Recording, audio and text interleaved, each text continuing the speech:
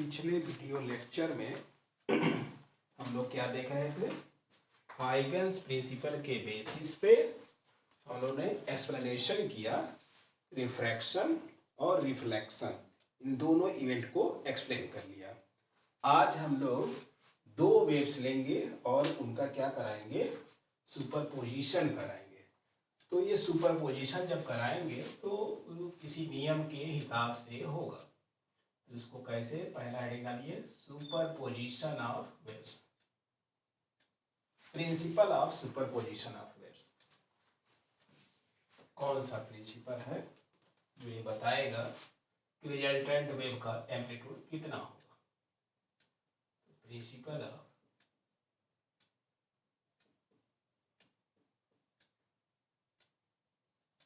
Superposition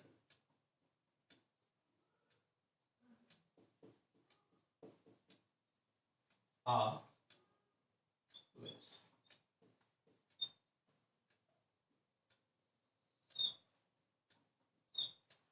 तो मान लीजिए ये कोई पार्टिकल है, ठीक है।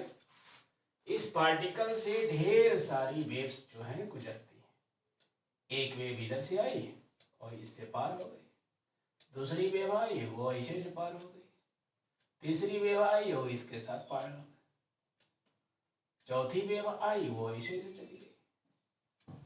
तो ये wave number 1, wave number 2, wave number 3 और ये वेव नंबर 4, इस तरह से वो वाइब्रेट होते हुए चली गई। तो जब कोई वेव जो है किसी पॉइंट से पास होती है, इस पॉइंट पे क्या होता है? वेव जो है वो एनर्जी के फॉर्म में जाती है, एनर्जी और मोमेंटम के फॉर्म में। मगर पार्टिकल क्या करता है? वो पार्टिकल अपने जगह से हिलता डुलता नहीं है, वो अपने जगह पे ही क्या करता है? सिंपल हार्मोनिक मोशन करता है। या तो डायरेक्शन ऑफ मूवमेंट चला जाएगा या डायरेक्शन ऑफ प्रोपगेशन के वो परपेंडिकुलर मूव करता है। तो मान लिया ये जो वेव है y1 है, इसके कारण डिस्प्लेसमेंट उसमें क्या आ गया? y1। दूसरी वाली के लिए y2 डिस्प्लेसमेंट आ गया, तीसरे के वेव के कारण इसमें डिस्प्लेसमेंट y3 आ गया, चौथे वेव के कारण इसमें डिस्प्लेसमेंट कितना आ गया? y4 आ गया। तो डिस्प्लेसमेंट इक्वेशन हम सबने पढ़ा है, और अगर नहीं आप लोग पढ़े हैं तो डिस्प्लेसमेंट इक्वेशन क्या होता है? y equal to a sine omega t। इस इक्वेशन को क्या बोलते हैं? Displacement equation. अगर कोई पार्टिकल सिंपल हार्मोनिक मोशन कर रहा है तो उसके डिस्प्लेसमेंट का equation y equal to a sine omega t। a is the amplitude, omega is the angular frequency, ठीक है। तो अगर अलग अलग वेव के कारण इनके displacement y1, y2, y3 dot dot yn हो, तो हम चाहते हैं कि इन सभी के कारण जो नेट डिस्प्लेसमेंट है वो क्या होगा? इन सब का अलजेब्राइक हो सकता है, कोई ऊपर को डिस्प्लेस करे, कोई हो सकता है नीचे को डिस्प्लेस करे, कोई किसी एंगल पर, तो उनका वेक्टर हम निकाल लेंगे, वही क्या हो जाएगा? रिजल्टेंट वेव का नेट डिस्प्लेसमेंट हो जाएगा। तो दिस प्रिंसिपल सेज दैट, देखिए,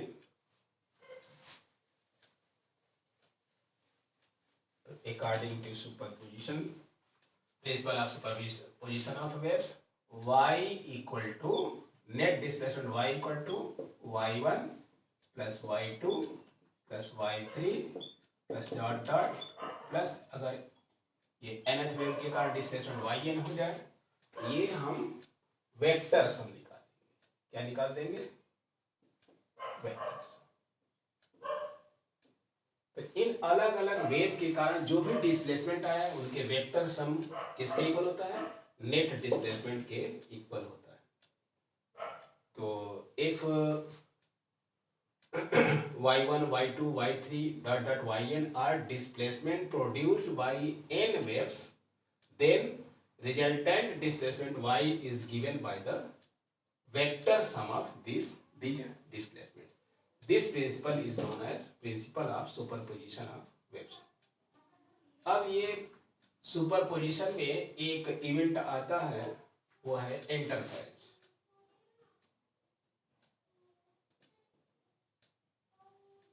interference interference of two waves.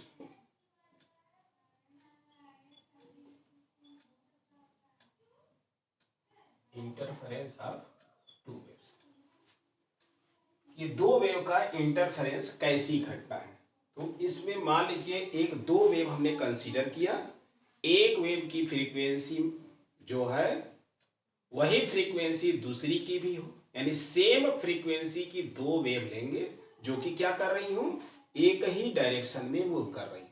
अगर एक इस डायरेक्शन में जा रही है तो दूसरी भी उसी डायरेक्शन में यानी इस डायरेक्शन में ही जा रही है, यानी एक्स एक्सिस के डायरेक्शन में अगर पहली वेव जा रही है तो उसी एक्स एक्सिस के डायरेक्शन में दूसरी वेव जा रही हो, उनकी फ्रीक्वेंसी क्या हो, सेम हो। तो क्या देखेंगे कि जब ये दोनों वेव्स एक ही डायरेक्शन में मूव करती हैं तो इनके सुपरपोजिशन से होता क्या है, हमको देखने को मिलेगा कि किसी किसी पॉइंट पर इंटेंसिटी जो वेव की होगी वो मैक्सिमम हो जाएगी, यानी ज़्यादा हो जाती है, और कहीं कहीं पर इंटेंसिटी क्या होती है, वो कम हो जाती है। इस तो ये जो कम और ज़्यादा इंटेंसिटी का जो इवेंट हमने को देखने को मिल रहा है, इस इवेंट को ही क्या कहते हैं, इंटरफेरेंस। जब दो तरंगे एक साथ एक ही दिशा में चलती हैं तो उनके सुपरपोजिशन अर्थात अध्यारोपण से जो घटना हमको देखने को मिलती है उस घटना को ही क्या कहते हैं, principal of superposition of waves. तो लिखिए, when two waves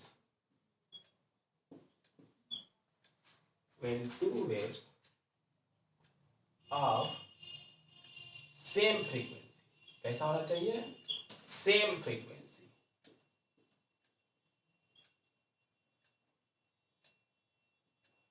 and two waves of same frequency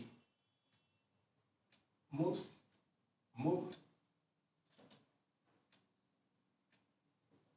in the same direction,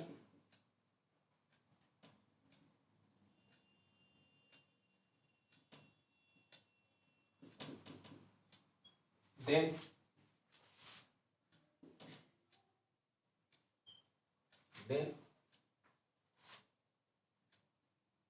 intensity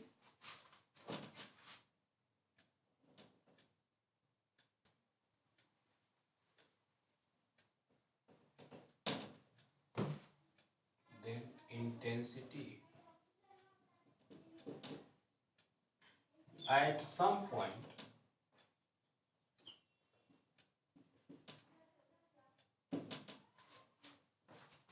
increases,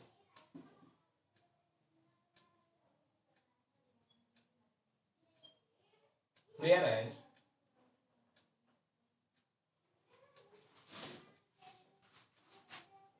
intensity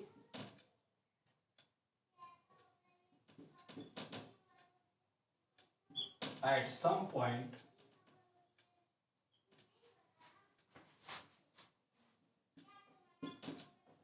decreases.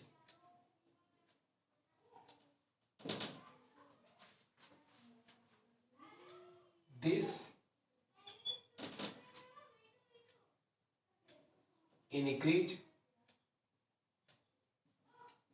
or decrease, this phenomena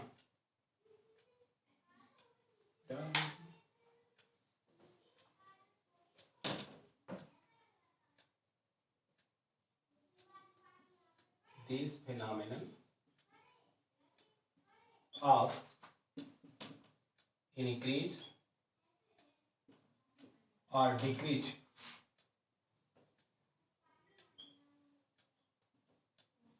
in intensity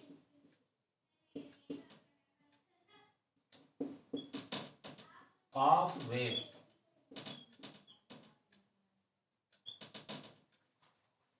is called interference.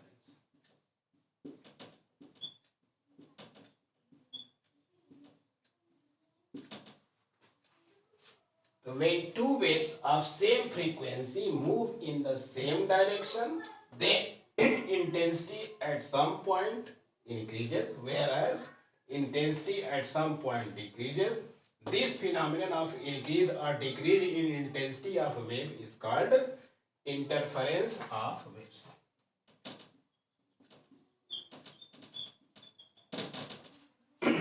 यानी जो intensity है किसी point पर तेज हो गई, किसी पॉइंट पर धीमी हो गई, तो ये जो धीमा तेज जो सुनाई दे रहा है, ये जिस घटना से हो रहा है उस घटना का क्या नाम है? इंटरफेरेंस। इस घटने की वजह से ही क्या देखेंगे कि अगर दो साउंड, एक साउंड इधर से आ रही है और एक दूसरी साउंड आई यहाँ पर मिल गई और किसी कंडीशन को पूरा कर ली, तो क्या होगा? इस पॉइंट पर वो आवाज सुनाई नहीं देती है, मगर यही दोनों वेव यहाँ आके मिली तो यहाँ पर आवाज जो है वो उनके मतलब अगर दोनों की इंटेंसिटी 5 है तो 10 होनी चाहिए, मगर वो 10 से ज्यादा तेज सुनाई देती है। इसका मतलब कहीं पर तेज सुनाई दे रहा है और कहीं पर बिल्कुल सुनाई ही नहीं दे रहा है। तो ये सुनाई देना और तेज सुनाई देना, ये जो घटना होती है इस घटना को क्या बोलते हैं? इंटरफेरेंस। तो किसी किसी सिनेमा हॉल में ये इफेक्ट देखने को मिलता है। तो उस केस में कुछ जो दर्शक होते हैं उनको सुनाई ही नहीं देता और किसी किसी को तेज साउंड जो है सुनाई देती है। तो कोई पूछे ये किस घटना की वजह से हो रही है? तो इंटरफेरेंस की वजह से होती है। इसी घटना से बचने के लिए आप देखे होंगे सिनेमा हॉल की जो दीवारें होती हैं वो छिद्र युक्त है, यानी उनमें होल्स किए रहते हैं, ताकि कोई वेव यहाँ से जब जहाँ से वो प्रोड्यूस हो वहाँ से निकले तो सीधे वो दर्शक के पास जाए, न कि दीवार से टकरा के आए। नहीं तो जो वेव दीवार से टकरा के आएगी, एक वेव डायरेक्ट आएगी, वो क्या करेगी? दोनों में इंटरफेरेंस होगा और उसके फलस्वरूप क्या होगा? साउंड तो आएगी मगर आपको सुनाई नहीं देगी, क्योंकि इंटरफेरेंस की घटना में देखते क्या है कि कहीं पर इंटेंसिटी कम हो जाती है। तो अगर आप इस केस पर पहुंच जाएंगे कि जहां पर इंटेंसिटी उसकी जो है वो कम सुनाई दे रही है, तो वो ऐसे केस में क्या होगा? साउंड आने के बावजूद आपको सुनाई नहीं देगी। तो जहां जो साउंड कम सुनाई देती है उसको कहते हैं डिस्ट्रक्टिव इंटरफेरेंस, और जहां साउंड तेज सुनाई देती है उसको कहते हैं कंस्ट्रक्टिव इंटरफेरेंस। तो लिखिए, the interference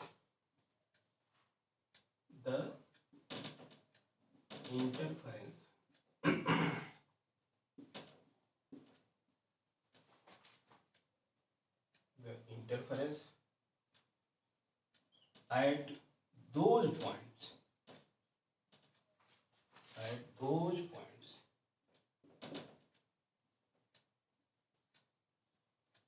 where intensity of resultant wave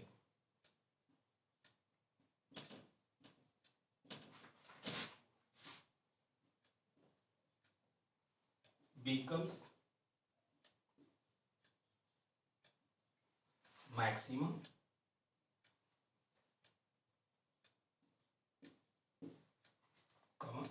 is called constructive interference. Constructive interference.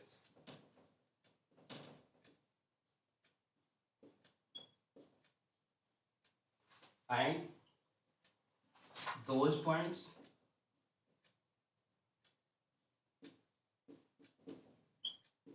where intensity is minimum,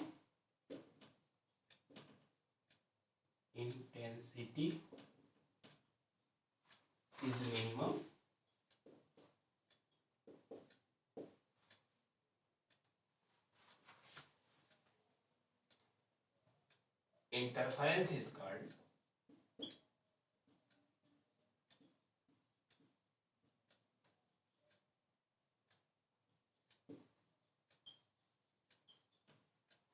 क्या कहेंगे? Destructive interference.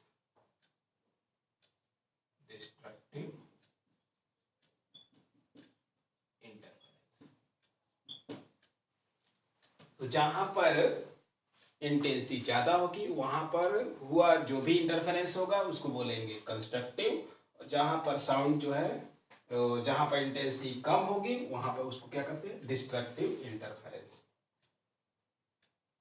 तो कंस्ट्रक्टिव इंटरफेरेंस में इंटेंसिटी क्या होती है? बढ़ जाती है, और डिस्ट्रक्टिव इंटरफेरेंस में इंटेंसिटी क्या होती है, घट जाती है। अब इसके लिए फार्मूला डिराइव करेंगे। वो कौन से कंडीशन है जो ये बतलाएंगे कि कब कब हमारा कंस्ट्रक्टिव इंटरफेरेंस होगा और कब कब डिस्ट्रक्टिव इंटरफेरेंस होगा। तो हेडिंग डालिए फार्मूला फॉर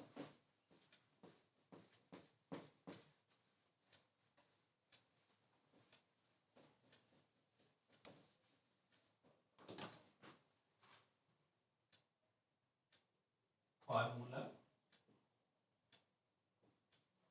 फॉर रिजल्टेंट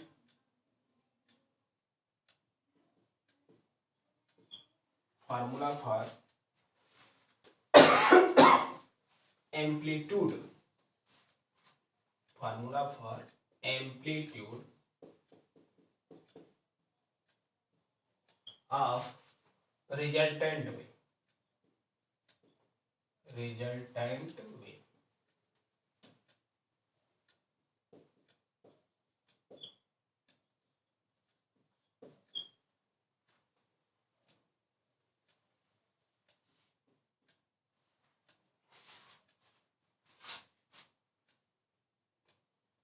ये दो वेव हमने लिया, वेव फर्स्ट, एक वेव सेकेंड लिया, दो वेव हमने कंसीडर किया। ये वेव कैसी हैं, सेम फ्रीक्वेंसी के।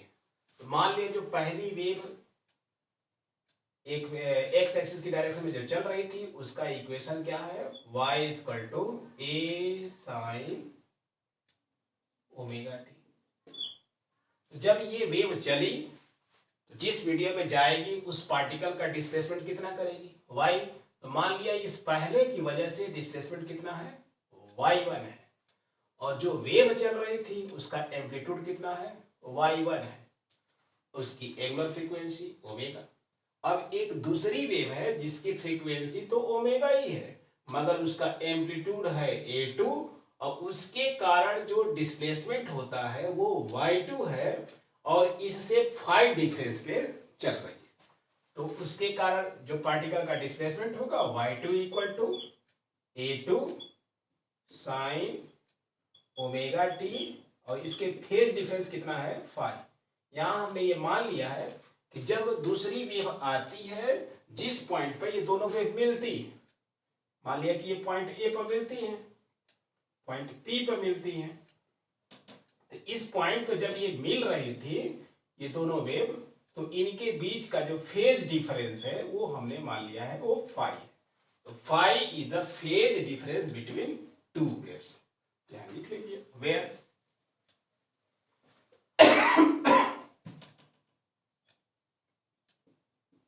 फाई को क्या कहते हैं, phase difference, phase difference.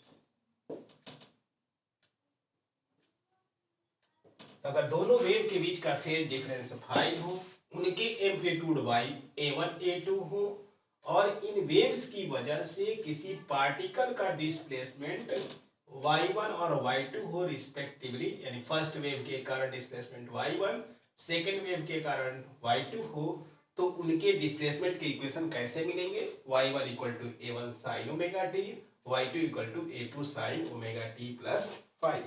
This is equation number 1। अब इनका सुपरपोजिशन होगा। तो सुपरपोजिशन प्रिंसिपल क्या कहता है कि जो नेट डिस्प्लेसमेंट होगा उस पार्टिकल का इन दोनों वेव की वजह से वो इनके वेक्टर सम के इक्वल होगा। तो by superposition of waves, by superposition of waves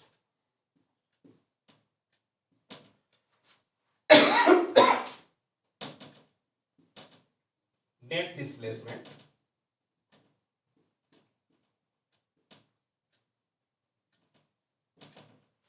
of the particle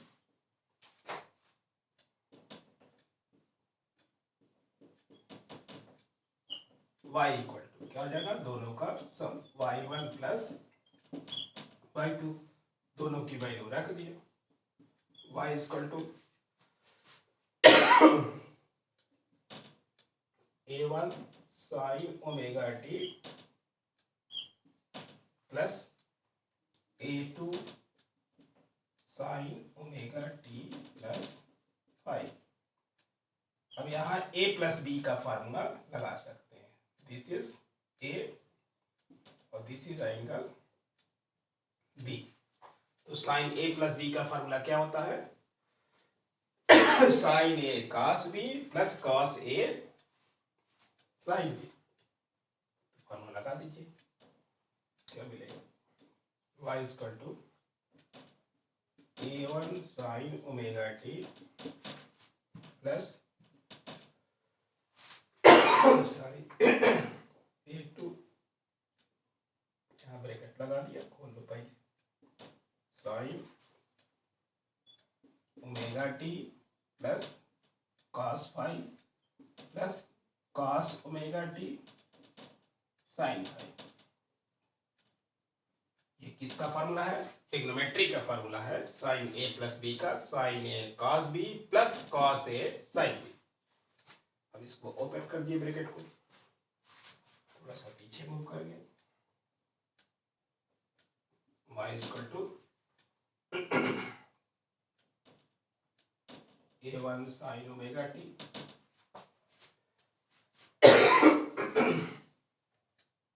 plus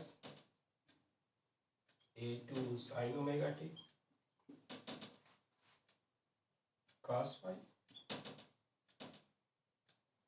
plus इसको मल्टीप्लाई किए A2 cos omega T sign.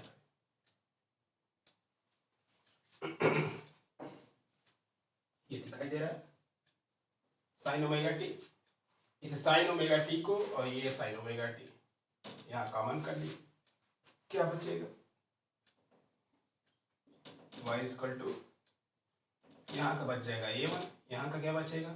Plus A2 cos five, बचा क्या? Sine omega T. ये क्या बन गया? Plus A2 sine five, A2 sine five, इसको अलग कर लिया, इधर क्या बचा?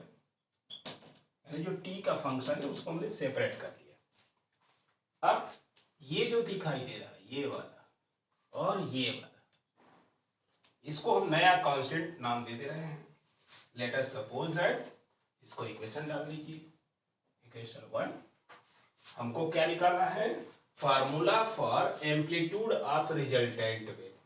यानी जब दोनों वेव एक दूसरे पर इनका सुपरपोजिशन हो गया तो जो रिजल्टेंट वेव तैयार हुई उसका एम्पलीट्यूड कितना होगा, उसका फार्मूला हमको निकालना है। तो ये constant, let us suppose that ये जो कांस्टेंट दिखाई दे रहा है A1 plus A2 cos five, ये हमने एक नया कांस्टेंट कैपिटल A दे रखा और इसकी वैल्यू हमने लिख दिया cos थीटा। क्यों लिखा? अभी ये अननोन कांस्टेंट है, अभी निकलेगा तो आपको पता चल जाएगा। अभी आप इसको एज सच अभी मान लीजिए A cos थीटा, एंड ये जो कांस्टेंट दिखाई दे रहा है इसको मान लेंगे A2 साइन फाइव। इसको हमने नया कांस्टेंट A साइन थीटा दे दिया, यानी जो कुछ है ये इक्वेशन डाल दिया 2, ये हो गया इक्वेशन 3। यहाँ जो A और थीटा आए हुए हैं ये न्यू कांस्टेंट है, वेयर A एंड थीटा इसको क्या कहते हैं? New constant, new constant.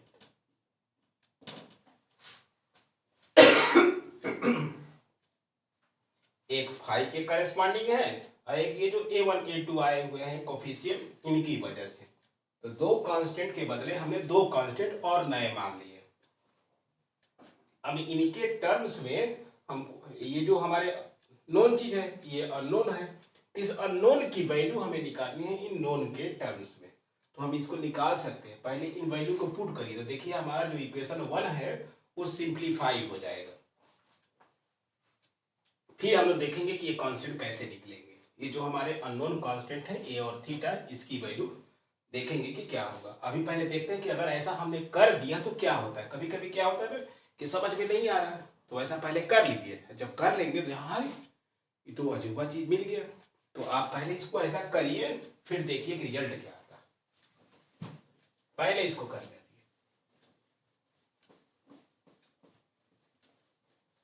पहले इसको सॉल्व करते हैं। जब रिजल्ट आ जाएगा तब पता चलेगा कि अच्छा ऐसा पुट करने से हमारा ये रिजल्ट आ गया। चलिए इसको पुट कर दिया तो इसकी जगह पर हम क्या लिखेंगे, by 1 2 and 3, by 1 2 and 3 we get, जो पाएंगे भाई देख लीजिए y इक्वल टू, इसकी जगह पे हम लोगों ने क्या रखा है a cos फाई, ये लिख दिया a cos थीटा, फाई नहीं है theta, into sine omega T, sign omega T plus इसकी क्या, इसकी जगह पर हमने a साइन थीटा रखा, a sine theta into cos omega T, sign omega T नहीं cos ओमेगा टी। तो ये किसका फार्मूला बन गया है, a निकाल लीजिए पहले, a पहले बाहर करिए, a कम्स आउट तो क्या बनेगा sign omega T into cos theta, यही तो है। इसको बाद में लीजिए, इसको देखिए क्या लिखा हुआ cos omega T into sine theta, ये तो लिखा हुआ है। ये किसका फार्मूला है, साइन ए प्लस बी का फार्मूला है। तो इस इक्वेशन को हम लिख सकते हैं y equal to A sine omega T plus theta, phi नहीं, फाई लिख देंगे तो ये हमारी सेकेंड वेव का इक्वेशन हो जाएगा। तो क्या देखा कि जब ये पुटिंग इस प्रकार का हमने कर दिया तो रिजल्ट हमें एक ऐसा मिल गया जो जाना पहचाना जैसा लग रहा है। क्योंकि अभी हम लोगों ने इक्वेशन एक लिखा था, पहली वेव का इक्वेशन लिखा था y equal to A sine omega T, और दूसरी वाली का लिखा था y equal to A sine omega T plus five, ये लिखा था। तो पहली वेव के लिए हमने y1 डिस्प्लेसमेंट, दूसरे के कारण y2 डिस्प्लेसमेंट, ये a1 इसका a2, यही तो माना था। यानी इसी तरह का वेव का इक्वेशन हमें फिर मिल गया है। इसका मतलब क्या हुआ, इन दो वेव के सुपरपोजिशन से एक नई वेव क्रिएट हुई जिसके वेव का एम्पलीट्यूड कितना है, ए है। यानी इसके ऐसा पुटिंग सब्स्टिट्यूशन करने से हमें एक वेव का इक्वेशन मिल गया जिसका एम्पलीट्यूड कितना है, ए है। इसीलिए हम लोग इस तरह का सब्स्टिट्यूशन करते हैं ताकि हमें जो न्यू रिजल्टेंट वेव मिली उसको हम पहचान सके। ये हमारी पहचान हो गई। तो अब इस वेव का हमें इंटेंसिटी निकालना है, एम्पलीट्यूड निकालना है कि आखिर ये एम्पलीट्यूड निकला तो कितना है इस नोन के फॉर्म में। तो चलिए, यानी हमें पता है A1 पता है, A2 पता है, फाई पता है, तो हमें क्या निकालना है, A निकालना है, थीटा निकालना है, यही काम है। यहाँ लिख लीजिए which is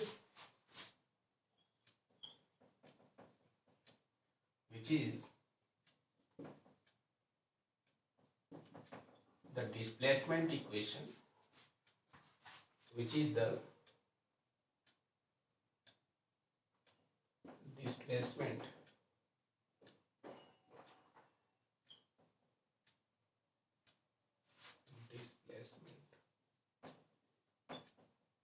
caused by the resultant wave which is the displacement caused by the resultant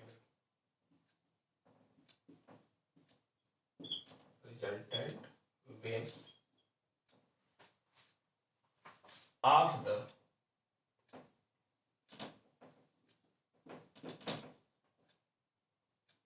given two waves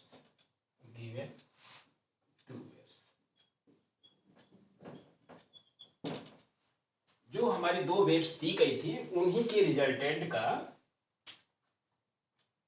which is the displacement caused by the resultant wave of the given two waves whose amplitude is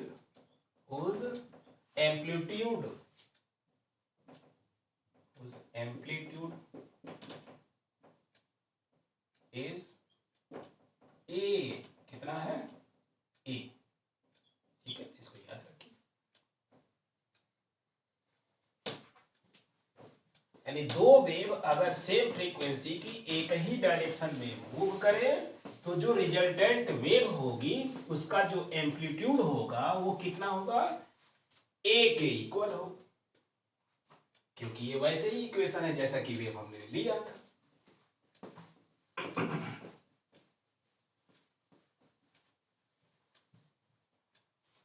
अपनी equation तो मिटवा दिया, अब क्या करें।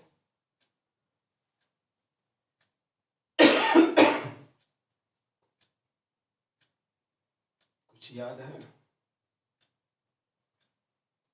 है, नहीं याद है, कोई बात नहीं। तो इसके बाद जो है हम लोग नेक्स्ट लेक्चर में कवर करेंगे। इसी के साथ आज का लेक्चर यहीं समाप्त होता है। Thank you.